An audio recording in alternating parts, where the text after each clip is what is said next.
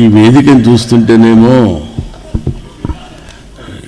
దీని దగ్గరికి ఎందుకు వచ్చానంటే కింద ఉడుకు కనపడకుండా ఉంటుంది కదా అని. అంటే ఫేస్ వరకే ఉంటుంది, గంభీరంగా పెట్టేయచ్చు, ఫేస్ పెద్ద ప్రాబ్లం లేదు. కింద షేక్ వస్తుంది. ఆ ఉడుకు కనపడకుండా ఉండడం కోసం ఇట్లాంటి ఏర్పాట్లు చేశారేమో అని కూడా అనిపిస్తుంది. నాబోటి వాడికి చాలా ఉపయుక్తంగా ఉంటుంది. ఒకటి, ఇప్పుడు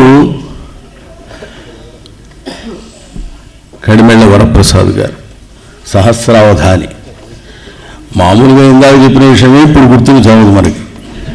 ఇది ఒకటి, ఇద్దరు ముగ్గురు అంటే పృచ్ఛకులు, ఒక 8 మంది 10 మంది 15 మంది అంటే ఓ మాదిరిగా కొట్టేసి వెళ్ళిపోవచ్చు అష్టావధానం వరకు. సరే, శతావధానం అంటారా, అది దానికి అలవాటు పడ్డాడు కాబట్టి దీన్ని కూడా లాగించేస్తారేమో అనుకోవచ్చు. సహస్రం ఏమిటండి? సహస్రావధాని. వీరికి గురు సహస్రావధాని ఎందుకన్నారండి అని అడిగా వారిని. సహస్రావధానం అవధాన ప్రక్రియని చాలామంది శిష్యులకు అందజేశారు కాబట్టి ఆయన గురు సహస్రావధాని అండి అన్నారు. ఓహో, చాలా అద్భుతంగా ఉందనుకున్నా. ఆ తర్వాత చెంబూరు సీతారామ శాస్త్రి గారు. నాకు ఎందుకో సిరివెన్నెల సీతారామ శాస్త్రి గారు అనడం అంత ఇష్టం లేదు. ఇష్టం లేకపోవడానికి కారణం ఏంటంటే సినిమా ఇంటి పేరుగా పెట్టుకున్నారు కాబట్టి. అక్కర్లా, చెంబూరు వారు అంటే ఎంత బాగుంటుందండి. అందువల్ల ఇంటి పేరు వాళ్ళతోటి మరి గరిమేళ్ల వారు అంటే ఎంత బాగుంది. అలాగా చెంబూరు సీతారామ శాస్త్రి గారు, ఆయన కవిత్వం సిరివెన్నెల్లా ఉండొచ్చు, దాన్ని ఎక్కడా ఏది ఎవడూ మాట్లాడటానికి వీల్లేదు. అందువల్ల సీతారామ శాస్త్రి గారు ఆయన ఒక భావుకుడిగా నమస్కారం, ఒక రచయితగా నమస్కారం, ఒక వేదాంతిగా నమస్కారం, అన్నిటికీ మించి ఒక మానవుడిగా నమస్కారం. మానవత్వం మూర్తీభవించిన మనిషి. ఆయన కవిత్వం చాలా బాగుంటుందని అమ్మతోడు నా మాట నమ్మండి, నిజంగా అబద్ధం చెప్పట్లేదని విషయాలు చెప్తాం. కానీ ఆ చెప్పేదానిలో ఒక అద్భుతమైనటువంటి, ఇందాక బేతవల్లి వారు చెప్తూ ఎక్కడా పిచ్చి పదాలు లేకుండా ఆయన సాహిత్యపు విలువ ఉన్నటువంటి పాటలు రాశారు అన్నారు. నిజమే, ఇది చాలా కష్టం చలనచిత్ర పరిశ్రమలో ఉంటూ. అక్కడప్పుడు తొమ్మిది చూసేవాడు అనుకోండి, నీవంటుంటే ఎప్పుడు అట్లాగే ఉంటుందని ఇందాక పాట అన్నారు చూడండి. బాలచంద్ర గారి సినిమా రుద్రవీణ సినిమాలో ఈయన మాట అంటాడు, అది నన్ను ఎప్పుడు పట్టి పీడిస్తుంటుంది. ఎలా అన్నాడు ఈయన? ఊరికి అతి సాధారణంగా అన్నాడా అన్న భావన కలుగుతుంది. బాలచంద్ర గారు లేచి ఒకసారి ఈయన్ని అక్కున చేర్చుకోవడం నేను చూసా. ఆ దృశ్యం అదేంటంటే, తరలిరాద తనే వసంతం తన దరికి రాని వనాల కోసం. ఇది పట్టి పీడిస్తుందని నేను ఎందుకన్నానంటే, నా తపనంతా అదే. ఇంతవరకే కాకుండా అందరికీ అర్థమయ్యే విధంగా సాహిత్యం ఉండాలి, అందరికీ అర్థమయ్యే విధంగా విజ్ఞానం ఉండాలి, అందరికీ దగ్గర చేర్చి ఆయన దగ్గర ఉన్నటువంటి సాహిత్య సంపదని ఒక వెండి పళ్ళెంలో పెట్టుకుంటే ఇక్కడ ఉన్న వాళ్ళందరికీ బీద బిక్కి అంటే poor people in knowledge, not poor people in economy, money కాదు. బీద వాళ్ళు ఉన్నారు, వాళ్ళ దగ్గరికి వెళ్ళి ఇలా పట్టుకుని ఉంటే వాడు పాపం వస్తారేమో, ఎవరు సీతారామ శాస్త్రి గారు నా చేతిలో కూడా ఇంత పడేస్తాడేమో, అది తిందామనే ఆశతో నిలబడినటువంటి ఎంతోమంది విజ్ఞాన రహితులైనటువంటి వాళ్ళకి అది పంచిపెడితే ఎంత బాగుంటుందో అనిపిస్తుంది. అది నా ఆలోచన మాత్రమే. కాకపోతే అలాంటివి ఎన్నో చేశాడు ఆయన.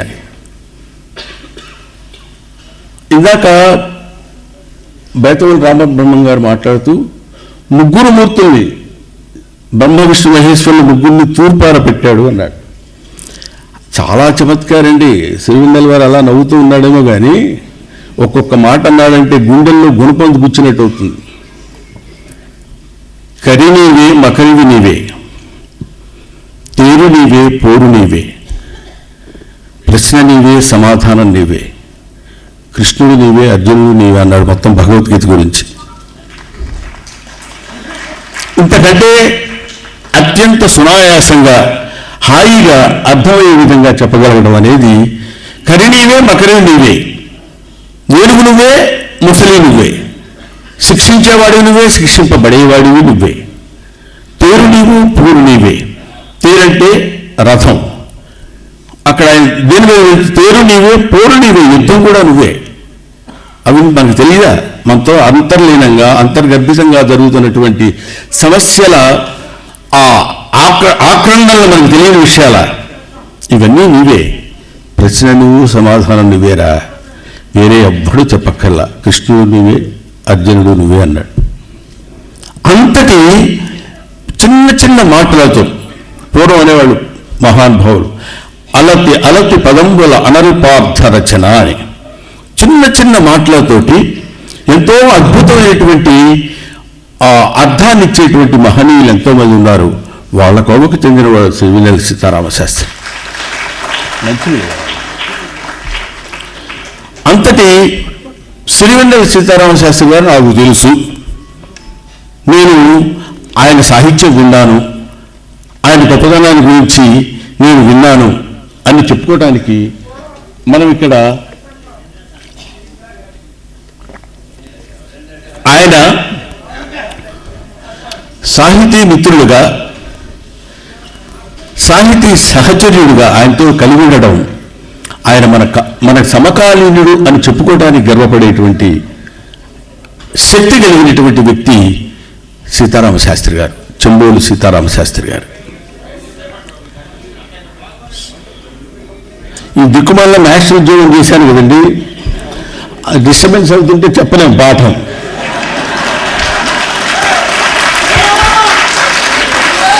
అందువల్ల వాళ్ళని సైలెంట్గా ఉండమని అన్నాం అనుకోండి, తెలుగు మాస్టర్లకు అదొక పెద్ద ఇబ్బంది. అదేమిటంటే ఇంగ్లీష్లో చెప్తే సైలెంట్ అయిపోతారు. What stupid your talking master there and send you out rascal అన్నారనుకో సైలెంట్ అయిపోతారు. ఏమిటి అక్కడ గొడవ చేస్తున్నారు, మేమేం చేయలేదండి అంటాడు వాడు అక్కడి నుంచి. ఎందుకంటే తెలుగులో సమాధానం చెప్పగలిగిన శక్తి ఉంది కాబట్టి. నేను ఇందాక నుంచి చూస్తున్నాను బసవా, నువ్వు నీ ఇష్టం వచ్చినట్టు మాట్లాడుతున్నావు అంటాడు. అంటే నేను ఎప్పుడు మాట్లాడాను సార్, మీరు నన్ను అంటారండి అంటాడు. అదే ఇంగ్లీష్లో అనంటే తెలియదు. అక్కడి నుంచి తెలుగు మాస్టర్ కష్టాలు ఆరంభమయ్యాయి. వచ్చింది అది భాష తెలియటం వల్ల వచ్చినటువంటి, భాష తెలియకపోవడం వచ్చినటువంటి కష్టాలు కూడా ఇట్లాంటివి ఉంటాయని. అందువల్ల సరే ఇది చమత్కారంగా మాట్లాడాలి కాబట్టి నేను చమత్కారం అనుకున్న విషయాన్ని మీకు చెప్తున్నాను. అవునో కాదో నాకు తెలియదు. సరే అది పక్కన పెడదాం. అవధాన ప్రక్రియకి శ్రీకారం చుట్టిన మహానుభావుడు ఆయన. అసలు వాళ్ళకి ఎంత ప్రెజెన్స్ ఆఫ్ మైండ్, ఎంత కావాలంటే సమయస్ఫూర్తి. నేను అదే అనుకునేవాడిని. 100 సినిమాలు డైరెక్ట్ చేశాడని ఒకళ్ళు ఎవరన్నా అంటుంటే 100 సినిమాలు చూడటానికే కష్టం, డైరెక్షన్ ఎక్కడ చేస్తామండి జీవితంలో అనేది. ఆయన కాశీనాథుని విశ్వనాథం. ఆయన మన కాశీనాథుని విశ్వనాథుడు అంటే ఏం మళ్ళీ డూప్లికేట్ విశ్వనాథుడు అనుకుంటాము మనం. సాక్షాత్తు కాశీనాథుడు ఒకటి. విశ్వనాథుడు అంటాం కానండి, విశ్వానికి నాథుడు కాదు, విశ్వనాదం. విశ్వానికి వినిపించే నాదం ఓంకార శబ్ద స్వరూపుడైన, అందుకే ఓంకారనాదానుసంధానము గానమే శంకరాభరణం అని శంకరాభరణం సినిమా తీసినటువంటి మహానుభావుడు ఆయన. ఆయన దగ్గర అలా నన్నయ్య కులేరు తిక్కన కులేరు అని ఆయన అన్నట్టు, ఇదిగో ఇలాంటి శిష్య ప్రమాణులు ఎంతో మందిని తయారు చేశారు. ఆయన వినయ సంపద ఏమిటంటే ఆయన కీర్తనల వలన, ఆయన పాటల వలన, ఎవరు సీతారామ శాస్త్రి గారి పాటల వలన మాకు కూడా పేరు ప్రఖ్యాతులు వచ్చి నేను చెప్పుకునే వినయశీలి ఆయన. అది సామాన్య విషయం కాదు. నా దగ్గర నేర్చుకున్నాడండి. ఎప్పుడు ఎప్పుడు పని వచ్చేవాడు, అదే టైం ఉన్నప్పుడు చెప్పేవాడు. పాప పట్టుకున్నాడు మన దగ్గర ఉన్న విషయాన్ని క్యాచ్ చేశాడు. ఇలాంటి పిచ్చి ఆంగికాలతో చేసేటువంటి మహానుభావులు చాలా మంది ఉండొచ్చు. అలాంటి వాటి జోలికి వెళ్లకుండా ఆయన ఇదిగో ఈయన వల్ల నాకు పేరు వచ్చింది అని చెప్తుంటే ఇందాక ఎంతమంది ఉంటారు ఇలాగా? అటువంటి విశ్వనాథ్ గారి శిష్యుడు ఆయన. ఇటువంటి సభలో వచ్చి కొప్పరపు సోదర కవుల యొక్క సంస్మరణ సభలో నన్ను మాట్లాడవలసిందిగా అడిగాడు ఆయన మాస్టర్ గారు.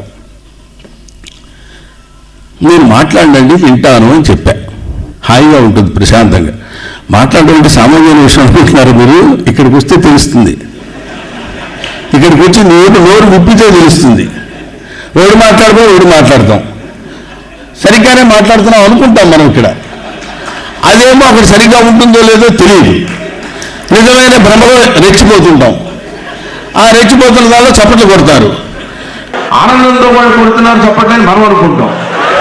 దీపోరా బాబు అని కొడుతున్నారు వాళ్ళు. ఈ మధ్య జరుగుతున్నటువంటి ఈ సంఘర్షణ చాలా మందికి తెలియక రెచ్చిపోయి అసలు చూడండి అని ఈ పక్క నుంచి ఏమో ఈయన కాళ్ళ ఆపోయా అంటుంటాడు ఈయన. ఎందుకంటే పాప ఆయన ఈ సంధానకర్త కదా, ఇవన్నీ చేసేటువంటి వాళ్ళు. ఇంకా చాలా మంది మాట్లాడవలసిన వాడు నేను చూసినట్టు పిచ్చి పిచ్చిగా అవుతున్నాడు ఏంటి అనేటువంటి మాట ఏమో అనలేదు, తీరా టీచర్. సో అటువంటి పరిస్థితుల్లో కాకుండా ఒక అద్భుతమైనటువంటి ఉపన్యాసాలు చెప్పేటువంటి మహనీయులు ఎంతో మంది ఉన్నారు. ఇక్కడ పుత్తూరు వెంకటేశ్వర గారు ఉన్నారు. ఆయన ఎంత ఓపికగా ఈ సభకి వచ్చి కూర్చుని ఇక్కడ ఉన్న వాళ్ళని ఆశీర్వదించాలనేటువంటి ఆలోచన ఆయనకి కలగడమే చాలా గొప్ప విషయం. అంతకంటే ఆయన ప్రత్యేకంగా తీసుకుని ఒక అరగంట ఆశీస్సులు అందజేయాల్సిన అవసరం లేదు. ఆశీస్సులు అందజేయడానికి ఎలాగే ఉండనే ఉన్నారు. ముఖానికి బాగా పద్యాలు చెప్పేవాళ్ళు. కాబట్టి దాని గురించి కాదు. సరే, ఇందాక తమసోమా జ్యోతిర్గమయ, అసతోమా సద్గమయ, మృత్యోర్మా అమృతంగమయ అని చెప్పాడు. మా అనుభవం అనుకుంది. ఆయన పేరెందుకు మనకి? ఎందుకంటే ఆ పేరు గురించి చెప్పుకొని మళ్ళీ ఆయన గురించి అట్లాంటివన్నీ కాకుండా ఒక మాట, తమసోమ జ్యోతిర్గమయ, జ్యోతిని వెలిగించడం. ఏ జ్యోతిని వెలిగించాలి? ఎందుకంటే నేను అడుగిరిగి పోతన దగ్గరికి వెళ్తా, నా బతుకది. ఎందుకంటే ఆయన పద్యాలు చదువుకున్నవాడిగా నాకు అర్థమైన రీతిలో ఒక్కసారి కాలచక్రం గిరున తిరిగి పోతనామాచుడు కనపడితే ఆయన పాదాలు స్పృశించి, ఆహా, ఆయన చేతులు స్పృశించి, ఎంత గొప్పవాడు అయ్యా నువ్వు, ఎంతటి మహానుభావుడిని అని ఆయన పాదాల దగ్గర ఉండి ఆయన పాదసేవ చేసుకుని ఒక్క పూటైనా ఆయన పాదాలు వచ్చి నిద్రపోయేదాకా ఉండాలనే కోరిక నాకు కలుగుతుంది. ఇది అసంభవం అని తెలిసినా సరే ఎంతటి మహానుభావుడు, ఎంత గొప్పగా చెప్పాడు. 1,000,000 దీపోత్సవాలు, 1,00,000 దీపోత్సవాలు, 5 కోట్ల దీపోత్సవాలు ఎన్నో చేస్తున్నారు. కానీ దీపం యొక్క ప్రాధాన్యత చెప్పాడు ఆయన మహాభారతంలో. ఏమిటి? లోకంబులు, లోకేశులు, లోకస్తులు తెగిన తుదిని అలౌకికంబగు తొలిచీకటి కవ్వల ఎవ్వండు ఏకాకృతి అయి వెలుగును, ఎవ్వండు ఏకాకృతి అయి వెలుగును అవ్వాలని నీ సేవించుందన్నాడు. వాడు పరమేశ్వరుడు అంటే నువ్వులతో వేసావా, ఎన్నుత్తి వేసావు నువ్వు అంటే దాన్ని నేను ఆక్షేపించడం కాదని, వెలిగించవలసినటువంటి జ్యోతి గురించి నేను చెప్తున్నాను. లోకంబులు, లోకేశులు, లోకస్తులు తెగిన తుదిని వీళ్ళందరూ లేరు అనుకుందాం. అలౌకికం, లోకరహితం అయిపోయినటువంటి పెను చీకటి కవ్వల, చీకటి కూడా కాదు, పెను చీకటికి అవ్వల ఎక్కడో దూరంగా ఎవ్వండు ఏకాకృతి అయి వెలుగు, ఒకే ఒక ఆకృతితో వెలుగు చూస్తుంటే ఎక్కడో వెలుగు కనిపిస్తుంది. అవ్వాని ఏ సేవించుంది. అటువంటి దీపాన్ని ప్రతి మనిషి తన జీవితంలో వెలిగించుకోగలిగితే 130 కోట్ల మంది ఉన్నటువంటి ఈ జనాభా ప్రతివాడు ఒక దీపాన్ని వెలిగిస్తే ప్రపంచంలో ఉన్న దేశాలన్నీ ఒక్కసారి ఎక్కడికైనా ఈ వెలుగుని భారతదేశం వెలుగు తీసుకుంది.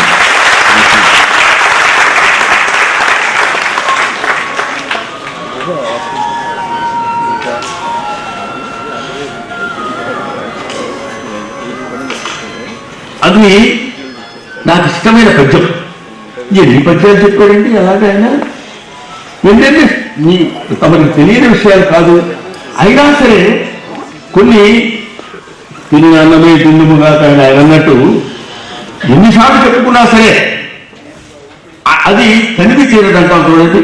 ఇందుగలడు అందులేని సందేహం వలదు చెక్కి సర్వోపగతుండు ఎందెంత వెతకి చూసిన అందం చేయగలడు దానవాగ్రహి వింటే. ఇది మనందరికీ తెలిసిన పద్యమే. ఎక్కడో ఒక చోట చిన్న ఒక అద్భుతమైనటువంటి పదాన్ని వాడతాడు. ఇందుగలడు అందు లేడని సందేహం వలదు చక్రి సర్వోపగతుండు ఎందెందు వెదకి చూచినా అంటాడు. You have to search for him. భగవంతుడు డైరెక్ట్గా వచ్చేసి ఎక్కడ చూపించాలంటే ఎందుకు ఇక్కడ ఉన్నాడు చూడమంటే కుదరదు. You have to search for him. అతని కోసం వెతకాలి. అప్లికేషన్ పెట్టుకోవాలి, పాస్పోర్ట్ రావాలి, అది తీసుకోవాలి, దుబాయ్లో దిగాలి, డబ్బులు ఖర్చు పెట్టాలి, మళ్ళీ అమెరికా ఫ్లైట్ ఎక్కాలి, అక్కడికి వెళ్తే కానీ అమెరికాని కనపడదు. ఆఫ్టర్ ఆల్ అమెరికా కనపడటానికి మనం ఇంత కష్టపడుతుంటే సృష్టిస్థితి రేఖారుడైనటువంటి భగవంతుడు కనపడాలంటే ఎంత కష్టపడాలి అనేది you have to search for him. పాప ఆయనకు కూడా ఎప్పుడో ఒక డౌట్ వచ్చింది. ఏమిటి భగవంతుడు భగవంతుడు అంటారు, నాకు అర్థం కాదు, అసలు ఉన్నాడా లేదా అనేది కూడా అనిపించింది. కలడందరూ దీనులేడా, కలడందరూ పరమయోగి గణపల పాలన, కలడందరూ అన్ని దిశలు, కలడు కలండనిడి వాడు కలడు లేడు అన్నాడు. పాప ఆయనకే వచ్చింది ఆ డౌట్, మనకు రావడానికి ఉంది పిచ్చి వదలం. కాకపోతే మళ్ళీ వెంటనే ఆయన కమాయించుకుని ఏదో ఎందుకు వచ్చింది మనం ఇట్లాంటి మాట్లాడుతున్నామేమో అనుకుని ఇందుగలడు. మన ఆయన ఒక చమత్కారంగా ఎవరో ఒక ఆయన చెప్పారు. ఏమిటంటే ఆ పద్యంలోనే ప్రశ్న సమాధానాలు రెండు ఉన్నాయి. ఎక్కడా నీ విష్ణువు ఇందు కలడు, అందు లేడని సందేహం చక్రి సర్వోపగతుండు ఎందెందు వెదకి చూసిన అందం దేగలడు దానవాగ్రహి వింటే అని అందులోనే ప్రశ్న అందులోనే సమాధానం చెప్పాడని ఒక ఆయన. ఏం చెప్పినా ఎంత అందంగా ఉంది.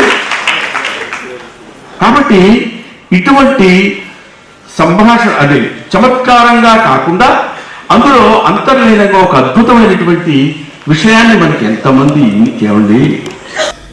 ఇవాళ ఓ పద్యం రాయాలంటే, సినిమాల్లో ఓ సీన్ రాయాలంటే ఊటీ వెళ్ళాలి, లేదంటే గోవా వెళ్ళాలి, లేదు మరి అంటే బ్యాంకాక్ వెళ్ళాలి.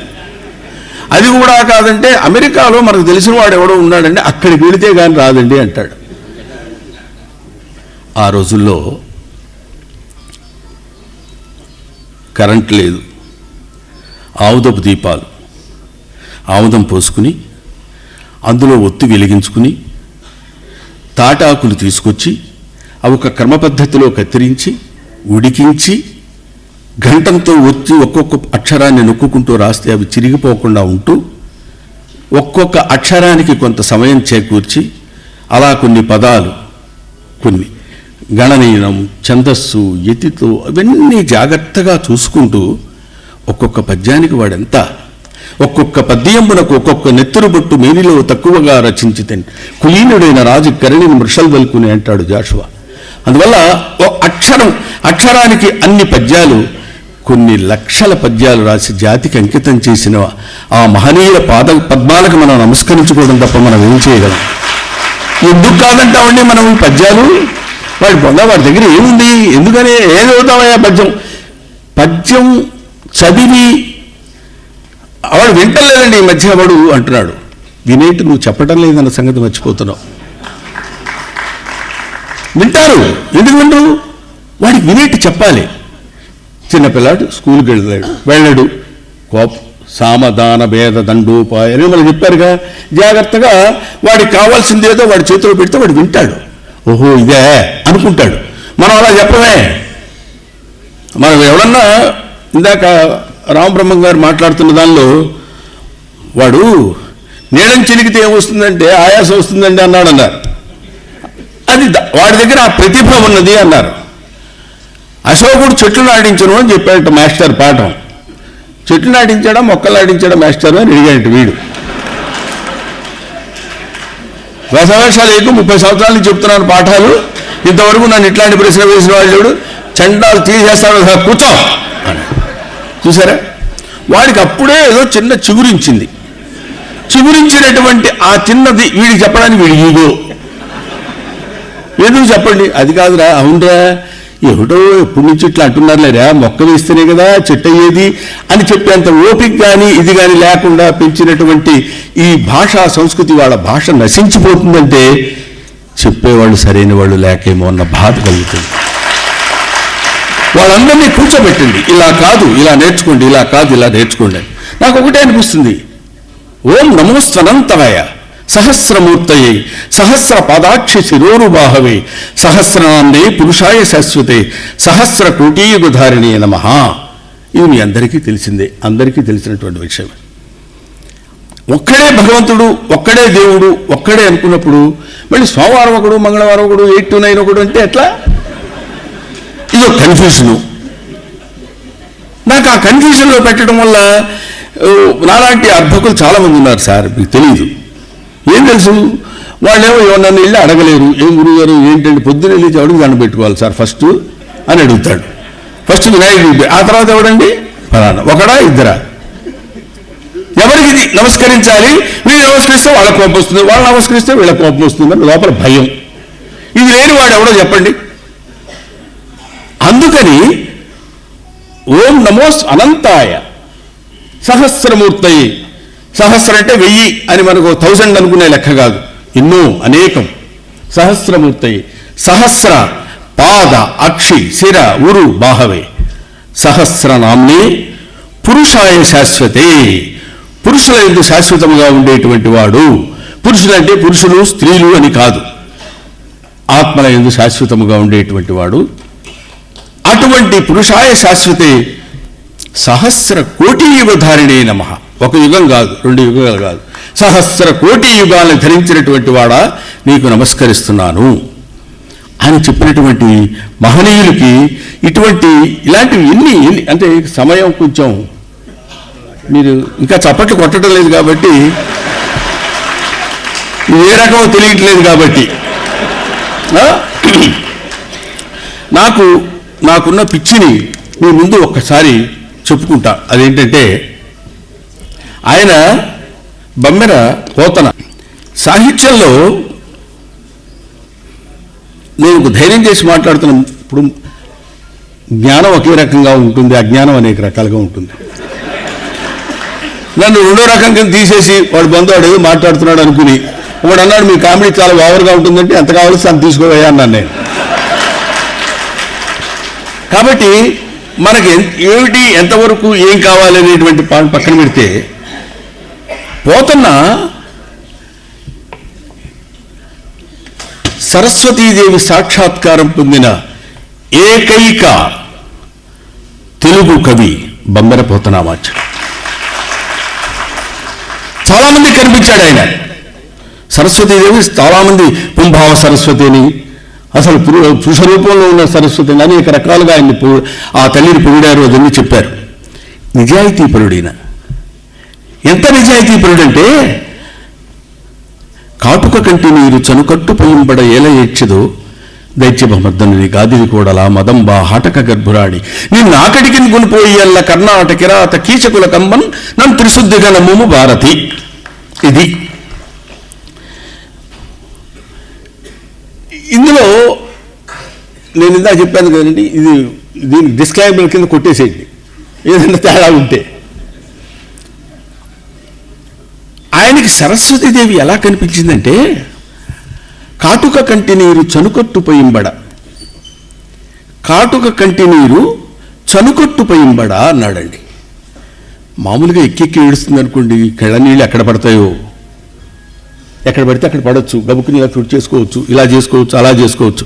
అలా కాకుండా ఆ సరస్వతీదేవికి ఆ డిగ్నిటీ ఆఫ్ లిటరేచర్, సరస్వతీదేవి యొక్క సాక్షాత్కారం పొందినవాడు కాబట్టి ఆవిడ స్థాణు రూపంలో అలా నిలబడి కంటి వెంట నీరు అలా కారుస్తున్నప్పుడు ఆ నీరు చనుకట్టుపోయింబడ. అబ్బా, ఆ దృశ్యాన్ని ఒకసారి ఊహించుకోండి. పోతనామాచ్యుడికి అద్భుతమైనటువంటి దృశ్యం కనపడింది.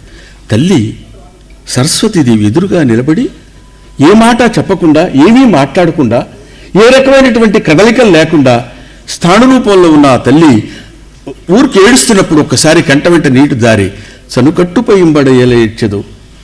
ఎందుకమ్మా అట్లా ఏడుస్తావు? నన్ను త్రిశుద్ధిగా నమ్ముము భారతి అన్నాడు. ఊరికేదో మనసా వాచా కర్మణ చెప్తాను, నేను తీసుకెళ్ళినట్లా పెట్టనమ్మా. ఎలాంటి దానివి నువ్వు? బాలరసాల సాల నవ పల్లవ కోమల కావ్య కన్యకన్ కోడలకిచ్చి ఆ పడుపు కూడు భుజించుట కన్నా సత్కముల్హాలికులేనినేమి కందమూల కౌద్ధాళికులేనినేమి నిజదార సుతోదర పోషణార్థమయ్య నేను చెప్పాడు. దాన్ని పక్కన పెడదాం. బాలరసాల సాల నవ పల్లవ కోమల కావ్య కన్యకన్ అనే పదాన్ని ఎంత అద్భుతంగా చెప్పాడంటే, ఆ వాక్యం చివరి నుంచి అన్వయం చేసుకుంటూ వస్తే కన్య అని వస్తుంది చివరిలో. సూపర్ అనుకుంటాం. ఒరే ఎట్లా అనుకునేవరా పిచ్చివథ, కావ్యకన్యరా అన్నాడు. ఓహో, ఎలాంటి కావ్యకన్య? బాలరసాల సాల నవపల్లవ కోమల కావ్యకన్య, కోమలత్వం ఉన్నటువంటి కావ్యకన్య. ఆ కోమలత్వం ఎలాంటిదంటే పల్లవ కోమల కావ్యకన్య. పల్లవం అంటే మావి చిగురు, మావి చిగురు లాంటి కోమలత్వము కలిగినటువంటి కావ్యకన్య. మావి చిగురు ఎప్పుడో తెచ్చింది కాదు, నవపల్లవ కోమల కావ్యకన్య అప్పుడే తీసుకొచ్చి చూపించినటువంటి నవపల్లవ కోమల కావ్యకన్య. అది పిచ్చి మామిడి చెట్టు కాదు, పప్పులో వేసుకునే మామిడికాయ కాదు, రసాలసాల నవపల్లవ కోమల కావ్యకన్య. ఆ రసాలు కూడా పెద్ద రసాలు కాదు, బాలరసాల సాల నవపల్లవ కోమల కావ్యకన్యకని కోడలకిచ్చి ఆ పడుపు కూడు. అలాంటి ఆ పడుపు కూడు అనే పదం ఎంత బాధ వేస్తుందంటే, ఆయన ఎంత బాధపడి ఆ మాట వాడాల్సి వచ్చిందో. అంతటి మహానుభావుడు. ఇలా ఒకటి కాదు, రెండు కాదు, ఆయన పద్యాలు తల్లి నేను దలంచి పుస్తకమని చేతన్లోని తిని నీవు నా ఇల్లంబందును నిలిచి సుశబ్దంబుల్ శోభిల్లంబల్కుమనే మాట గాని ఎవ్వని చేజనించు జగమెవ్వని ఎందుండు ఇందు పరమేశ్వరుడెవ్వడు మూల కారణంబెవ్వడు అనాది మధ్యలయుడెవ్వడు సర్వముదారైన వాడెవ్వడు వాని ఆత్మభవి ఈశ్వరుని శరణంబు వేడదన్. ఇలాంటి పద్యాలు ఆయనకి ఎలా వచ్చాయి ఏమిటంటే, ఎంత గొప్పగా రాశారండి అందామంటే పలికిడిది భాగవతం అట అంటాడు, పలికించడు వాడు రామభద్రుండట అంటాడు, నే పలికిన బౌహరమగుండట అంట. ఎంత వినయం, వినయం! ఇంతకంటే కమ్యూనిస్ట్ కవి ఎవడున్నాడండి? సత్కవులు హాలికులైననేమి అన్నాడు, ఎవరో కాదు. ఆ భావన నేను అది సరే. ఇట్లా చెప్పుకుంటూ వెళ్ళిపోతే ఆయనలో వెళ్ళిపోయామంటే సముద్రంలో మునిగేట్టే, ఎప్పుడు చాలుతామో తెలిచావు. అందుకని అంతటి మహానుభావులు రచించినటువంటి ఆ సరస్వతి కోవకు చెందినటువంటి ఈ సరస్వతి పుంభావ సరస్వతులైన వీళ్ళకి ఈరోజు ఇక్కడ సన్మానం జరగటం. ముఖ్యంగా ఈరోజు నేను ఈ కార్యక్రమానికి రావడానికి కారణం ఏమిటంటే, నేను వెంకటేశ్వర స్వామి భక్తుణ్ణి, ఆయన ఒక్కడికే, మిగతా వాళ్ళకు తెలియదు. తెలిసినా ఎందుకు వచ్చింది? అది ఒక పెద్ద నమ్మకం. పొద్దున్న లేస్తే ఇంట్లో మీ దగ్గరే ఉంటూ మీ పాదసేవ చేసుకుంటూ మీకు టీ అందించి మీకు కాఫీ అందించి మీకు నిద్రపుచ్చి మళ్ళీ లేచిన తర్వాత మళ్ళీ టీ కాఫీలు ఇచ్చి మళ్ళీ మీకు నిద్రపోయేదాకా పాటలు పాడి పద్యాలు పాడి మీరు నిద్రపోయిన తర్వాత వెళ్ళిపోయేవాడు ఇంట్లో ఉంటున్నాడు అనుకోండి, నిత్యం అదే పని చేస్తున్నాడు అనుకోండి, వాడికి ఏదైనా కష్టం వస్తే మీరు ఆదుకోకుండా ఉంటారా? తప్పకుండా ఆదుకుంటారు. 9 to 7 ఒకడింట్లో, మళ్ళీ 7 to 1 ఒకడింట్లో, ఇంకా ఇట్లా అక్కడక్కడ చేసుకుంటూ వెళ్ళిపోయాం అనుకోండి, వాడికి ఏదైనా బాగాలేకపోతే మందే ఎవడెక్కడ చూసుకుంటాడు ఇవ్వండి అంటారేమో అన్న భయం. అది మనిషికి కలిగేటువంటి అతి ఒక స్వల్పమైనటువంటి ఆలోచన. అందుకని అట్లాంటి నేను చెప్పాను కదా, తనదైన బతుకు తనది కానీ అని, నా బతుకు నాది. వెంకటేశ్వర స్వామి తప్ప నేను ఎవరిని పూజించను. సో నేను చెప్పొచ్చేది, ఏదైనా ఒక్కడు వన్నెస్ అనేది మహానుభావులు మీలే ఈ సభలో ఉన్నటువంటి పెద్దలకి అందరికీ నేను చేతులెత్తి నమస్కరించేది ఏంటంటే, అందరికీ మన జ్ఞానాన్ని, మనకున్నటువంటి విజ్ఞానాన్ని అందరికీ పంచిపెట్టండి. అందరికీ ఈ శ్లోకాలు, మంత్రాలు, వేదాలు, వేదాంగాలు, నిగమాలు, నిగమాంతాలు ఇవన్నీ తెలియకపోవచ్చు. ఒరే పొద్దునే నిద్రలేవగానే ఇక సౌండ్ కూడా వద్దు, లే, వాడికి తెలుసు ఈ సౌండ్ వాడికి తెలీదా? సకల సృష్టి స్థితి లయకారుడైనటువంటి భగవంతుడు తెలీదా? వాడు మనొక ఆయన చెప్పాడు, GOD, G generator, O operator, D destroyer. Generator, operator, destroyer, పుట్టించేవాడు, పెంచేవాడు, నశింపజేసేవాడు అని. సో అన్నీ ఆయనకి తెలుసు నేను ఎందుకు పెడుతున్నానని. ఆయనకు ఒక భాషే తెలుసని కాదు, అన్ని భాషలు తెలుసు. మనం దేవుడి దగ్గరికి వెళ్ళి గుళ్ళో దండం పెట్టుకుంటే ఫలానా వాడు వచ్చాడని చెప్పక్కర్లా. వీడు వచ్చాడు అనే సంగతి లిప్త కాలంలో మొత్తం విశ్వం అంతా ఏం జరుగుతుందో పసిగట్టగలిగినటువంటి మహనీయుడు కదా ఆయన. అందుకని ఆయనకు ఒక నమస్కారం చేసేటప్పుడు పొద్దునే లేవగానే, లే అయ్యా నిద్రలేపావు, సంతోషం. పొద్దుటి నుంచి సాయంత్రం వరకు నీ బతుకు నువ్వు బతికే, ఇంకేమీ. మళ్ళీ సాయంత్రం పడుకునేటప్పుడు ఈరోజు కావలసిన భోజనాన్ని, ఆహారాన్ని, నీళ్ళని నాకు ప్రసాదించావు, చాలు తండ్రి, నిద్రపోతున్నాను, మర్చిపోకుండా పొద్దునే నిద్ర లేపు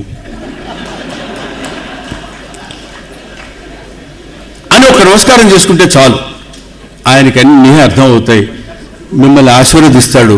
అలాంటి చిన్న చిన్న మాటలు ఏమైనా చెప్పి మాలాంటి అజ్ఞానులకు కూడా జ్ఞానాన్ని పంచిపెట్టమని మనస్ఫూర్తిగా కోరుకుంటూ మీ దగ్గర సెలవు తీసుకుంటాను. Thank you.